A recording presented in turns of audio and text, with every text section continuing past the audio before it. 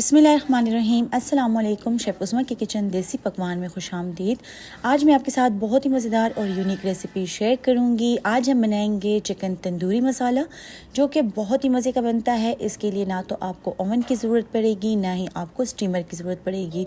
इसको बनाना बहुत ही आसान है और ऐसी चीज़ से हम बनाएंगे जिसका बहुत ही कम खर्च आता है और आप उसको रीयूज़ कर सकते हैं। आज हम बनाएंगे नमक में चिकन तंदूरी मसाला। तो चलिए बनाना स्टार्ट करते हैं। चिकन तंदूरी मसाला बनाने के लिए हमने यहाँ पर चिकन के लेग और थाई पीस लिए हैं। इसमें हमने कट्स लगा लेने हैं। कट्स हमने ज़रा से गहरे लगाने हैं ताकि जो हम इसमें स्पाइसेस लगाएंगे वो इसमें अंदर तक अच्छी तरह से जज्ब हो जाएं। कट्स लगाने के बाद अब हम इसके लिए मसाला बनाएंगे, जिसके लिए हम लेंगे यहाँ पर ऑयल। यहाँ पर हमने 4 टेबल स्पून के बराबर ऑयल लिया है। साथ ही हमने इसमें 3 टेबल स्पून के बराबर सिरका ऐड कर दिया है। फिर हम इसमें डालेंगे जर्दे का कलर, यानी कि biryani colour, food colour. Food colour आपको कहीं से भी आसानी से मिल जाएगा। तो इसको हमने सिरके और ऑयल में अच्छी तरह से मिक्स कर लेना है। उसके बाद हम इसको चिकन के जो पीसेस हैं उसके ऊपर अप्लाई करेंगे। इसको हम इसलिए अप्लाई कर रहे हैं ताकि चिकन का कलर बहुत ही खूबसूरत आए। यहाँ पर आप देख सकते हैं तमाम पीसेस पर हमने यहाँ पर कलर अप्लाई कर लिया है और सिरका भी हमने इसमें ऐड किया है। इसको हमने तकरीबन 15 मिनट के लिए रेस्ट पर रख देना है ताकि इसमें जो सिरका है वो अच्छे से जज्ब हो जाए। 15 मिनट बाद हम इन पीसेस को शैलो फ्राई करेंगे ताकि इसका खूबसूरत सा कलर आ जाए। उसके बाद हमने यहाँ पर लिया है चिकन टिक्का मसाला। चिकन को हमने खूबसूरत सा कलर दे दिया है। अब हम इसको मजीद स्पाइसेस लगाएंगे। यहाँ पर हमने वही कलर, वही बर्तन लिया है जिसमें हमने इसमें सिरका, ऑयल और कलर ऐड किया था। उसमें हमने मसाला ऐड कर देना है। चिकन तंदूरी मसाला हमने यहाँ पर लिया है 1 पैकेट के बराबर। फिर हमने इसमें नमक ऐड किया है 1 टीस्पून। फिर हम इसमें ऐड करेंगे 1/2 टीस्पून के बराबर लाल मिर्च का पाउडर।